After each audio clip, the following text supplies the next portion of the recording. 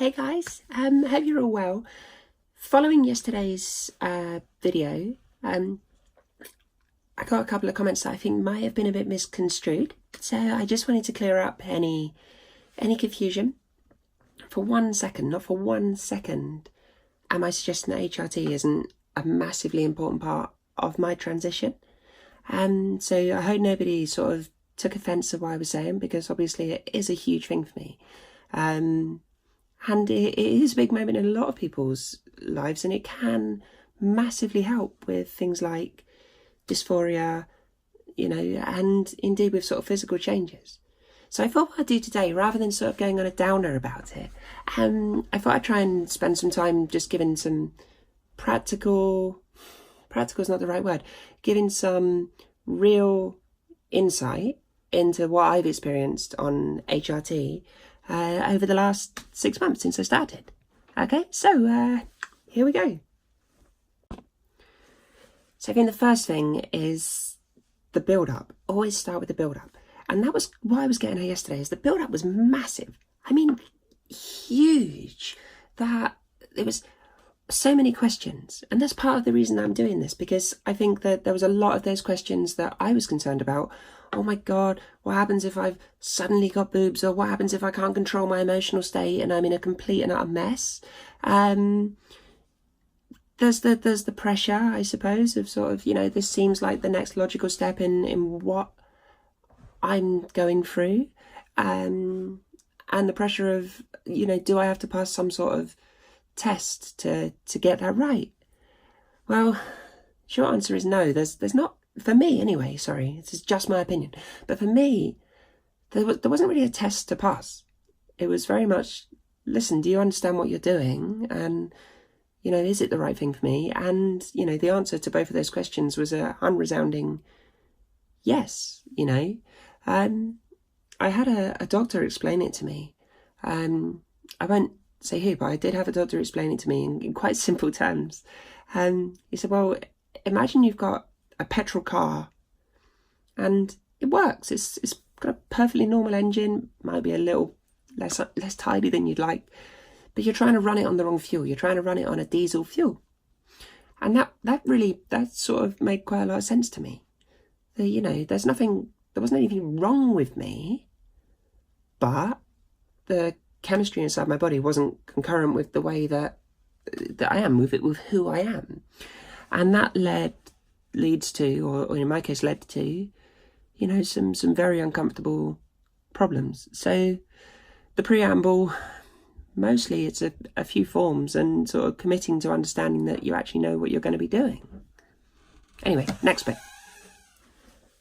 Okay, so after all of the, the form filling and the signings and the consents and the getting the GP on board and things like that, blood tests that they wanted to take just to make sure that I was, fit, healthy enough to have these drugs, came the day that everything turned up, and I had my hands on the thing that I was using to improve my life. I actually had it there. It was tangible. It was this real thing. And I won't lie, there was a feeling of accomplishment out of that. There was definitely this sensation of, oh my gosh, this is really happening. There's this reality to it all of a sudden, which is cool. And then really, I suppose the next step was I was having patches and injections. I'm not going to put doses in this video because I don't think it's a good idea to sort of, my dose might not be the same as your dose, and I don't really want to encourage people to either worry about what doses they're having too much, or to, use my dosage as advice for them, because it's totally different for everybody. People's body chemistry is different. But I started with patches, and I sort of looked and found a sensible place to put it, just on the top of my thigh. Actually was the best place for me, and I put it there, and not a lot happened. There was sort of like this brief moment of, oh wow, I'm doing this, but not a lot else happened. Anyway, by that first night, that was in the morning, and by the first night, my gosh, I was warm, like sweating buckets. It was uncomfortable, but it was, you know, it was really cool at the same time because it actually felt like something was happening. And yeah, I was somewhere between sort of, oh my God, is this what's happening? And oh my God, is this what's happening? So yeah, so day one was pretty cool. I actually started my patches a couple of days before my first injection, which was for my GnRH. And when I had that, the hot flushes thing immediately stopped. And I haven't had it again since. Everything just sort of felt fine again. And I was definitely almost immediately, which is 90% I would imagine to be sort of psychosomatic, but I was already happier before I'd even started. And yeah, it was pretty easy going for the first few weeks. So I suppose really next step is, did anything really change? Here we go. Okay, so in terms of changes, within, difficult to give you an exact time frame, but I would say within the first week, the first weird thing that I wasn't expecting and I noticed, my sense of smell changed dramatically. I mean, dramatically. I could things tasted different. I could smell things that I just wouldn't normally smell before. I could tell what was being cooked. I could smell different aromas and spices and things. And I could, you know, chocolate, for instance, smelled different all of a sudden. Not that I had any particular craving for chocolate. I'm saying that I do fancy some chocolate. But, you know, I noticed a difference in that. That was definitely the first thing. And probably about a week or so later, so we must be into, so let's call it 3 to 4 weeks, I noticed I was going a little bit longer between shaving on my body, so mainly my legs and my chest. So there was a definite like reduction in body hair, or indeed in the rate of growth quite early on, which was, you know, I know one of the things that people were asking about, oh, is it going to help with that? Well, in my case and in my experience, yeah, it did.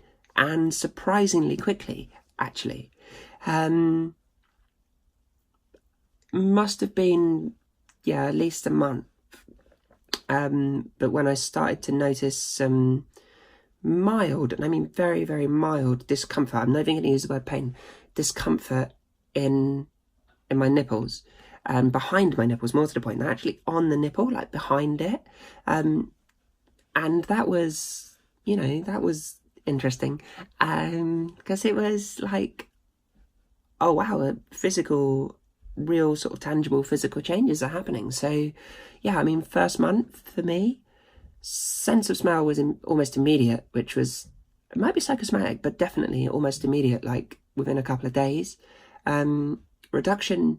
Significant reduction in sort of rate of growth for body hair within a couple of weeks. And by the time I got to the end of that month, there was definitely the beginning of some well, for want of a better word, for the right word, breast tissue, small, I mean, no bigger than sort of like maybe a 5-pence piece, which I don't know if there's an American comparative, but let's call it, say, less than half an inch across, but like a hardness behind my nipples, which was, you know, boobs, tiny ones, but definitely the beginning of. So I suppose we can probably park that bit there and skip forward a few months. Okay, so skipping forward about 3 months, we must be at the beginning of, say, November. There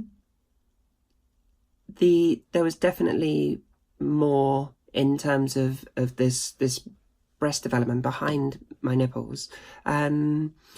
Not massive amounts, you know, like if I was just wearing, if I wasn't wearing a bra and I was just wearing a t-shirt, you wouldn't really notice it. Sort of like almost normal size sort of pectoral muscles. I'm fairly slim, at risk of sounding, you know, I'm not like super skinny or anything, but I'm fairly slim, so it was a bit more pronounced on me. By this point, I had changed though from patches over to pills, on the advice of the GIC to my GP. Yeah, I mean, emotionally, I just felt quite stable.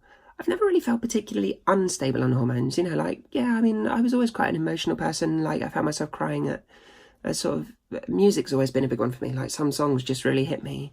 And in my opinion, if you don't cry at the end of kids' films, then you're probably heartless, to be honest. Especially Elf. For some reason, we were watching Elf coming up to Christmas, and I cry every time they start singing. I'm not going to think about it because it'll make me go crazy. But yeah, I mean, like, physical changes. My skin was definitely starting to get softer. Even longer between having to shave. So between having to shave my legs, almost as much as sort of a week to 10 days before any real significant regrowth. And that regrowth is now, or it was at this point, was very, very limited as well. So shaving was, or depilation was just so much easier by the time I hit that 3-month mark. But yeah, I mean, I suppose the big question, the one that everybody wants to know is like, have you got massive boobs at 3 months? Are you going to struggle to hide it if you're not totally, you know, out and socially transitioned yet? For me, at 3 months, no, frankly, not really. And particularly in November, by the time you put a jumper on, for me, it was basically not really all that much to tell. Okay, so we'll do the fast forward thing again. I might even do I'll try and do one of those fast forward animations. I don't know if I can do it yet. Okay, so I'm pretty sure I messed up the fast forward animation. I'm recording this before I've done any fast forward animating. So I have no confidence in my ability to do that. So here we are, it's 6 months. 6 months at the end of this week, actually. And my dosage has basically gone up nearly 4 times in terms of a daily dose to where I started. Yeah, I have definitely seen further improvements around sort of the body hair again. I mean, I'm nigh on sort of, it's a rare day. It's like every now and then that I'm sort of having to touch up the shave, particularly on my abdomen and on my chest area. Every now and then I get like a few stray hairs and a sort of pluck, or, you know, if I have to, I shave if it's you know, that time. But particularly my arms, I had really hairy arms to start with, and, you know, I mean, I haven't shaved these for sort of 3 weeks, and they're pretty good. And my legs, I do shave my legs quite regularly because I don't like having stubbly legs, but the actual density and amount of hair is just nowhere near where it was before. I mean, you know, if I left it 3 weeks or even a week before, I looked like a werewolf, whereas now I just, you know, it's quite stubbly by the time I get to the end of sort of 10 days, and more than that is just like I cannot handle. The big one, I don't know if it's just me because it's quite gradual, so I don't really see any structural changes in my face. I think my cheekbones are slightly more pronounced, so my cheeks are slightly more pronounced than they were, and my skin is definitely softer than it was, like just softer to touch, which is nice. The other physical thing, obviously, with breast development, yeah, I mean, I'm not going topless for a video, just forget it. But I have small boobs, or, you know, very large pecs, or small boobs, which, you know, it's cool. It means I can wear, like, I'm a bit more confident in my body now. So, you know, I've done things like I've been swimming, in a swimsuit. I wear a little swim skirt just to sort of a bit more comfort for sort of that bottom half of my body. I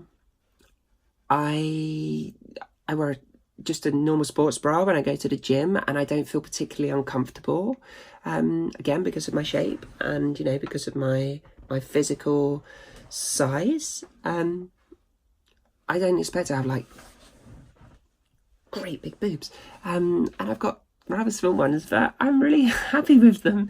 They are quite sore, don't deny it, they are quite sore if I catch it, but like catching it with your elbow is this thing. I didn't even know it was a thing.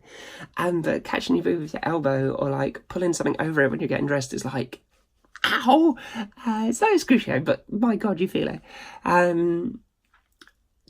What else has changed? When I need the toilet now, I immediately need the toilet. There is no sort of, sorry, I can hold it. When I need to wee, that is it. Boom, I've got a wee lap right now. get out of my way. I'll push people out of the way, like old ladies and babies with children. Just get out of the way, I need the toilet. Which, yeah, is interesting. But that might be down to the fact that I'm drinking a lot more water. I stopped drinking alcohol altogether now, which was a massive benefit to my physical and my mental health. And I don't know, I'm thirsty a lot more. I'm constantly wanting to drink water. And maybe that's what's doing that bit. But anyway, so here we are, 6 months later. And yeah, I mean, it would be foolish of me to sort of leave what I said in the last video just completely undead, or completely just ended. Because, yeah, HRT has made a massive difference in my life. There's no two ways about it. It has really, really helped me both physically sort of feel a lot calmer in myself, and for my body to feel a lot more like it's my body. You know, this is my body now. There's still a lot of things about it I don't like, but it's mine. And it hasn't felt like that before. And HRT has definitely played a role in that. But I think what I said originally still stands. That, you know, from a psychological point of view, if nothing else, and from a general mental health and happiness point of view, I think the fact that I've been able to now, you know, fully make a social transition, that I'm living as my authentic self, and that I'm working as my authentic self and spending time socially and with my family as my authentic self, I still think these things are equally, if not more, important. But this is just my opinion, guys, and I really hope I didn't upset anybody with what I said the other day. You know, all I was sort of getting at is all those things that I was worried about sort of immediately changing. You know, am I just going to be an emotional wreck? Am I suddenly going to have these massive boobs that I can't hide? Is my face going to change? And are people going to, you know, start to sort of really question before I'm ready for them to question? For me, the answer to all of those problems turned out to be no. So if I could go back and tell myself something, you know, when I was worrying about those things, it'd be like, look, don't worry about it, honey. There's a lot of other things that are going to change in your life, or in my life, and talking to myself, that are going to have a much more profound effect than, you know, a week, 3 months, even 6 months worth of hormone replacement therapy. And so that was sort of what I was getting at anyway. So yeah, I hope that sort of clarifies the point, and I hope this has been some use to some people. It's probably a bit long. I doubt anybody's still watching at this point. I should start doing some sort of little teasers and trailers and stuff at the end, just to keep people's interest. I mean, that's what Marvel movies are doing, right? Nobody's really interested in the last 45 minutes. They just sit to watch the end credit sequence now. But yeah, I mean, yeah, that's basically all I've got to say on the subject for today. So anyway, I hope you're all doing really well, guys. If ever you do want to get in touch, if there's anything you want to hear my frankly pointless opinion on, but if you do want to hear it, then post, comment, subscribe, tweet me, DM me. I'll put all the links in the text of the video, so everything should be down here, if I can work out how to do it. Other than that, thanks very much for taking the time to listen, guys. It's good for me to get this off my chest and off my shoulders, and you know, hopefully it's been helpful to you too. So anyway, peace and love, guys, and hope you all have a good day. Bye.